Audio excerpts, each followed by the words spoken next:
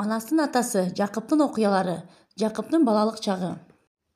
Алтай чергесинде бала Жакыптын дыйканчылык менен алектенгени сүрөттөлөт. Жашынан зирек жана чарбакер Жакып элин багуу камылгасын ойлоп, эгин эккенге далалат жасайт. Жакып 21 жашка келгенге чейин агасы байдын малын багат.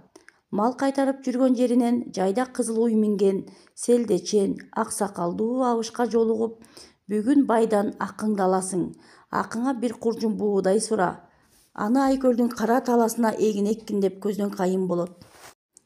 Жакып агасынан акы сурап, эгин эгип, эл сыяктуу оокат кылып, үй-жай күтөөлүн айтса, бай ачууланып, качан аял алам дегениңде, кой дедим, эгин экпей мал бак.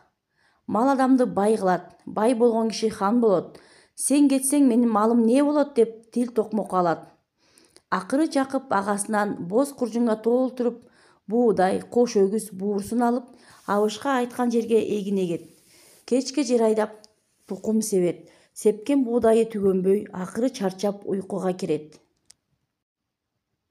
Агасы бай элден Жакып эгин экпей эле аткулактын арасында азык төгөтүп жүрөт деп угуп, эгиниңди көргөзчү деп келип, доодо болуп үйүлгөн кырман толо кызылды көрүп, иниси Жакыпка ыраазы болот.